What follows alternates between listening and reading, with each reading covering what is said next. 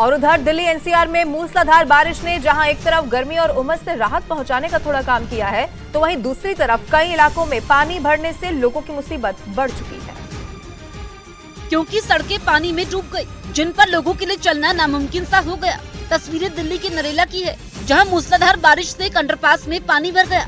सैलाब में डूबी सड़कों का तो मानो नामो निशान ही मिट गया हो। सड़क पर कई फीट तक पानी भर गया, जिसकी वजह से उन पर आने जाने वाले लोगों की मुसीबतें बढ़ गई। अंडरपास में पानी भरने से कई गाड़ियां, मोटरसाइकिल और स्कूटर उसमें फंस गए, तो कई खराब हो गए, जिन्हें लोग पैदल ही लेकर जूझते दिखाई दिए। सड़क पर पानी का कब्जा होने से उन पर गाड़ियां रेंगने के लिए मजबूर हो गई। दिल्ली के कई दूसरे इलाकों में भी ऐसा ही हाल दिखाई दिया, वहाँ भी तेज बारिश होने से पानी भर गया।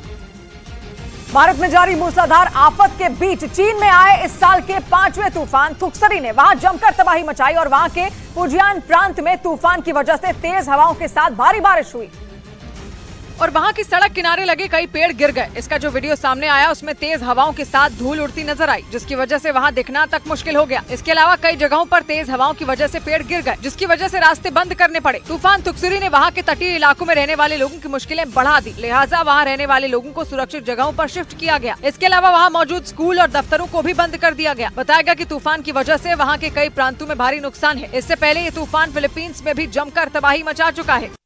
उत्तर प्रदेश के मुजफ्फरनगर में गोलियों की तड़तड़ाहट से पूरा इलाका गूंज उठा। वहां कुछ बदमाशों ने रात के अंधेरे में एक ग्राम प्रधान के घर पर हमला बोल दिया और ग्राम प्रधान के घर पर ताबड़तोड़ फायरिंग कर दी। मुजफ्फरनगर में हुई अंधाधुंध फायरिंग का वीडियो भी सामने आया, जिसमें कुछ नकाबपोश बदमाश पहले तो सड़क पर हथियार लहराते हुए दिखाई दिए, फिर उन्होंने ग्राम प्रधान के घर पर अंधाधुंध फायरिंग शुरू कर दी, जिससे मुजफ्फरनगर दहल गया। फायरिंग की घटना को अंजाम देने के बाद वो सभी मोटरसाइकिल से फरार हो गए, लेकिन इस पूरी घटना का वीडियो वहां लगे सीसीटीवी कैमरे में रिकॉर्ड हो गया, जिसमें वो कई राउंड फायरिंग करते हुए दिखाई दिए। बताया गया कि पुरानी रंजिश की वजह से बदमाशों ने प्रधान के घर पर हमला किया, जिसकी शिकायत मिलने पर पुलिस आरोपियों की तलाश में जुट गई। जो भी दोषी हैं उनके विरुद्ध बहुत कठोर कार्रवाई की जाएगी। मुजफ्फरनगर में ग्राम प्रधान के घर पर फायरिंग की घटना रात करीब 2 बजे हुई। उधर उत्तराखंड के नैनीताल से डरा देने वाला एक वीडियो सामने आया। वहां पर अचानक रोपवे की ट्रॉली रुकने से 6 विदेशी पर्यटक समेत 12 लोगों की जान हवा में अटक गई। हालांकि करीब 1 घंटे बाद रोपवे पर फंसे सभी लोगों को रस्सी के सहारे रेस्क्यू कर सुरक्षित नीचे जमीन पर उतार लिया गया, जिसका एक वीडियो भी सामने आया, जिसमें करीब 150 फीट की ऊंचाई पर केबल कार हवा में अटकी नजर आई, जिसमें सवार 12 यात्रियों की जान उस वक्त हलक में आ गई जब तकनीकी खराबी की वजह से अचानक केबल कार बीच में ही रुक गई, जिसमें उसमें मौजूद 6 विदेशी पर्यटक और 5 स्कूली बच्चे समेत 12 लोगों की जान अटक गई, जो करीब 1 घंटे तक हवा में लटके रहे। इस हादसे की जानकारी मिलने के बाद रोपवे प्रबंधन ने केबल कार में मौजूद लोगों को निकालने के लिए रेस्क्यू ऑपरेशन चलाया। हमारे चक्के हैं उससे बेरिंग टूटने की आवाज सुनाई दी, जिसके बाद सुरक्षा की दृष्टि से हमारे द्वारा केबिन को रोका गया और पैसेंजर्स को उसी स्थान पर रेस्क्यू कर दिया गया। रेस्क्यू ऑपरेशन कर विदेशी सैलानियों समेत सभी लोगों को नीचे सुरक्षित उतार लिया गया, जिसके बाद सभी लोगों ने राहत की सांस ली। दिल्ली के नजदीक गुरुग्राम में दंपति ने एक इंस्टीट्यूट पर जबरदस्ती धर्मांतरण करवाने का आरोप लगाया।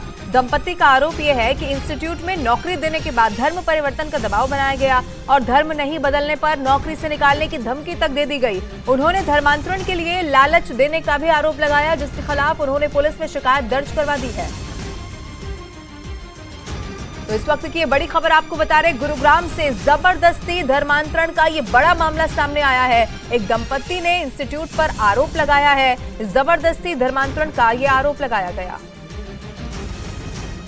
इधर उत्तर प्रदेश के आगरा से एक खौफनाक वीडियो सामने आया। वहां पर कुछ बदमाशों ने एक ढाबे पर जमकर तोड़फोड़ की और उस ढाबे के मालिक से मारपीट की। जानकारी के मुताबिक ये विवाद खाने को लेकर हुआ और देखते ही देखते बात इतनी बढ़ गई कि उन लोगों ने ढाबे मालिक से मारपीट शुरू कर दी। इस घटना का जो वीडियो सामने आया उसमें कुछ लोग ढाबे पर काम कर रहे लोगों से बहस करते नजर आए। तभी वहां खड़ा एक आदमी दूसरे आदमी का हाथ मोड़ने लगा, जिससे बात बिगड़ गई और दोनों गुटों के बीच मारपीट शुरू हो गई। फिर तो ढाबा जंग का अखाड़ा बन गया, जिसको जो मिला वो उससे एक दूसरे को पीटने लगे। बदमाशों ने ढाबे पर रखे बर्तनों को फेंक दिया और लाठी से जमकर तोड़फोड़ की। घटना को अंजाम देकर बदमाश फरार हो गए। घटना की जानकारी मिलने के बाद पुलिस पहुंच गई, जिसके बाद घायलों को अस्पताल में भर्ती कराया गया।